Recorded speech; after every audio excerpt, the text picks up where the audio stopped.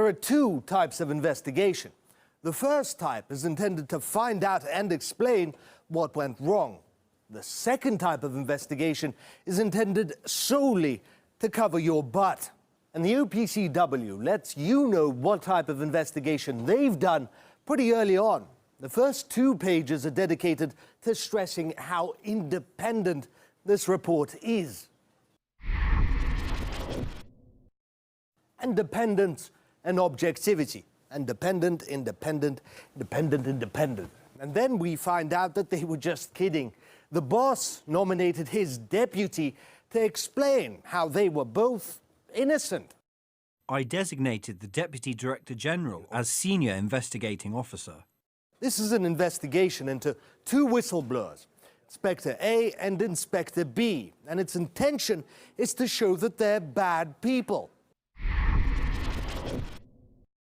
Whistleblower A was behind a study which found that the cylinders allegedly used in the Douma chemical attack were likely placed at the scene, which he had no business doing. In fact, according to this OPCW report, Inspector A is a nobody. Inspector A was not a member of the fact-finding mission. Inspector A played a minor supporting role in the investigation of the Douma incident. We then find out that the guy who was apparently just there to watch did a whole lot more. He was, in fact, the head of the OPCW's Syrian command post. He helped collect samples at the alleged chemical attack site. Also, at the hospital, he helped tag and seal those all-important cylinders. Inspectors A and B are not whistleblowers. They are individuals who could not accept that their views were not backed by evidence. They also tried to dismiss the study by saying he had incomplete evidence, somehow forgetting that 1 page ago they admitted to asking him to inventorize the evidence they had on the cylinders. Now, we come to the icing, the crescendo in this absurd story. This study, they never even looked at it. In the interests of transparency and completeness, Inspector A's assessment has been transmitted to the IIT and will be examined by it in due course. And if you think they treated Inspector B any more seriously than Inspector A, you're in for a surprise. Most of the Douma team felt the 2 reports on the incident, the interim report and the final report, were scientifically impoverished, procedurally irregular and possibly fraudulent. Inspector B and others raised concerns back in June 2018. According to this investigation, those concerns were taken into account. A month after hearing out all the inspectors and their concerns and their thoughts and their dreams, the OPCW went ahead and excluded most of them from the investigation.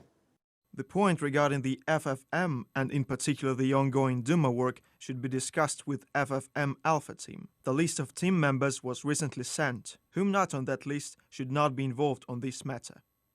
Courtesy of leaked emails posted by WikiLeaks. Apparently, the only team member who went to Syria who was allowed to pitch into the final report was the team paramedic. Not the chemist, Inspector B, nor the engineer, Inspector A. But when it comes to Inspector B, it's what the OPCW doesn't mention that's interesting. His allegations. They never addressed what the whistleblowers said, other than by dismissing it as irrelevant and unauthorized. Not Inspector A, whose report they apparently didn't even read, nor Inspector B, whose main arguments about evidence suppression and bias at the OPCW they just ignored. Well, not entirely. As could be expected, their conclusions are erroneous, uninformed and wrong. Mission accomplished, butts covered. And if you're at the OPCW watching this, you may be saddened to learn that you're now going to have to attend mandatory classes on keeping your mouth shut. An additional obligatory organisation-wide confidentiality training programme will be instituted for all personnel employed by the Secretariat. This training will be accompanied by annual attestations.